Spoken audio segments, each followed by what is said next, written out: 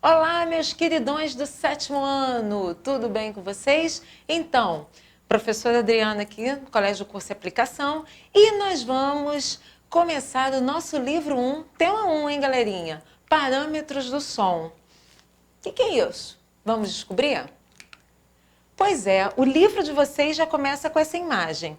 Vocês prestaram bem atenção que imagem é essa? Né? Você já viu alguma obra tridimensional? Tridimensional por quê? Porque tem as 3 dimensões, galerinha. Altura, largura e profundidade, certo? Vocês já viram alguma obra tridimensional parecida com essa? Observaram bem? O que está formando essa obra? Que objetos são esses? Olha bem espertinho. São instrumentos musicais. Você consegue identificar quais são os instrumentos musicais que compõem esta obra de arte? Hein?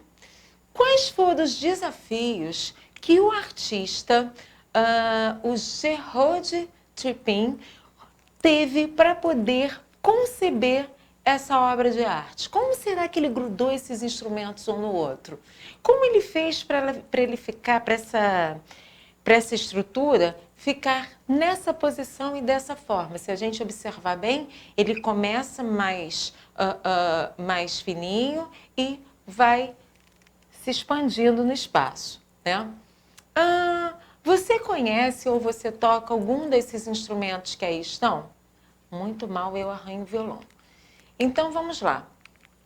Os parâmetros do som vai ser a escala musical.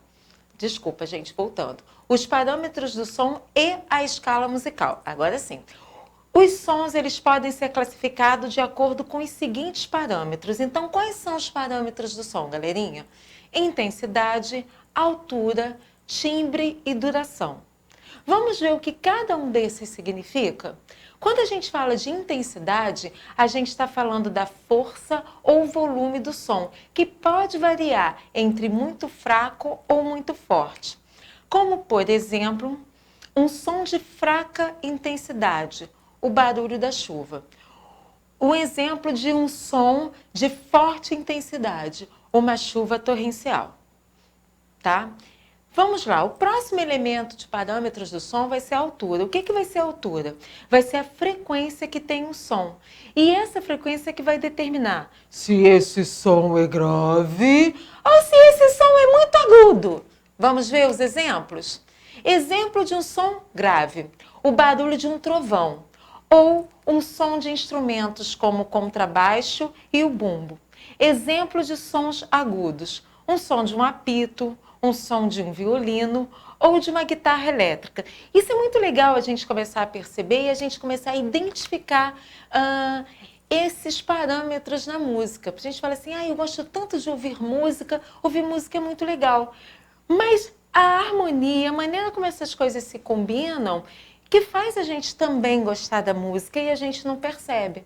Né? Então, como eu sempre falo para vocês, que é preciso a gente conhecer a arte, é preciso a gente entender, é preciso a gente saber das técnicas. Hoje a gente está vendo um pouquinho das técnicas do som, certo? Continuando, mais um parâmetro de som para a gente ver é o timbre, que vai ser o que distingue um som do outro.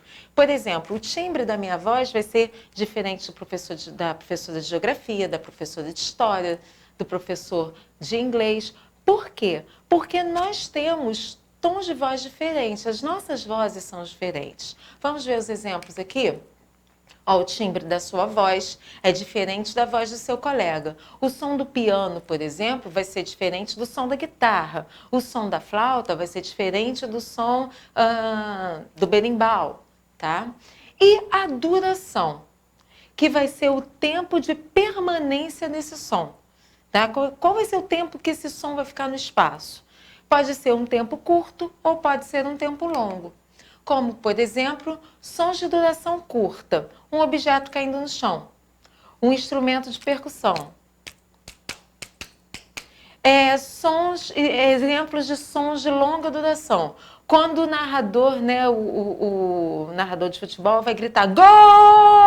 sol, né? A sua mãe não pode, certo? E os instrumentos de sopro, né? Que você precisa encher os pulmões de ar para poder ir colocando esse ar para poder vibrar e formar um som, certo? Então vamos lá. Essa combinação de sons, né, você pode fazer para criar uma música. E você vai criar o quê? Uma escala musical. O que vai ser uma escala musical? Vai ser uma sequência ordenada de notas com esses intervalos definidos e tocados ou para o instrumento ou para o músico. Essas notas são escritas num pentagrama, que são essas 5 linhas, por isso penta, né? Dispostas dessa maneira aqui. Certo, galerinha? O símbolo que está no início, aqui, tá? Se chama clave. Esse símbolo é que vai determinar, vai ser o ponto de partida para a escrita da música, porque essas notas que estão aqui, ou em qualquer outra partitura que vocês tiverem acesso, tem algo escrito ali. As notas musicais que ali estão escrevendo como elas têm que ser tocadas. E aí você precisa entender o que cada uma delas está fazendo nesses espaçozinhos do pentagrama para poder desvendar como você vai tocar aquela música. Tá certo, galerinha? Então aqui nós temos as 7 notas musicais. Dó, Ré, Mi, Fá, Sol, Lá, Si e o Dó, que é o mais agudo. 3, 6, 7. Muito bem. E o Dó, esse Dó de cima, vamos chamar assim para vocês entenderem mais, porque tem 2 Dós, né? Então tem o Dó mais grave e tem o Dó mais agudo. Quais são as representações gráficas da clave? Tem a clave de Sol, que é a mais conhecida, que é sempre aqui na segunda linha, tá vendo, galerinha? Ó, primeira linha, segunda linha. Ela vai começar, olha, sempre da segunda linha, certo? A clave de Fá, que vai começar na quarta linha, ó, 1, 2, 3, 4. Olha o iniciozinho dela daqui, e tem esses 2 pontinhos, tá? E a clave de Dó, que para mim é uma das mais bonitas e eu acho que é mais difícil de desenhar também, né, pessoal? Que tem que estar na terceira linha, olha. 1, 2, 3. Galera, sempre a música foi uma das artes que teve a sua importância muito ligada ao te fazer sentir bem, te fazer estar em contato, né, com aquilo que você acredita, né? Então a música sempre teve esse lado também. Ela é para diversão, ela é para animação, ela é de brincadeira, mas também teve esse lado espiritual muito forte desde lá da pré-história, e a gente viu isso ano passado quando estudamos a pré-história. Na Idade Média, os músicos eles passavam por um rigoroso aprendizado. E essa aprendizagem, melhor dizendo, né, ela estava sempre ligada às questões religiosas. Então aqui eu trouxe 2 luminuras para vocês, que estão no livro de vocês.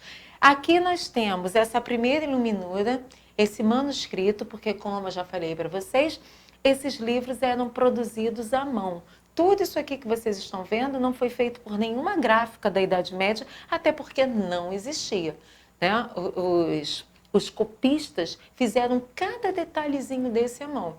Então, nós temos aqui um manuscrito da Cantiga de Santa Maria, de Afonso X, do século XIII, 2 músicos. Um músico está tocando a rabeca, que é esse violão menor, que tem essa vareta, diferente um pouco, esse desenho dessa rabeca medieval, ele está um pouquinho diferente da nossa rabeca de hoje em dia, tá?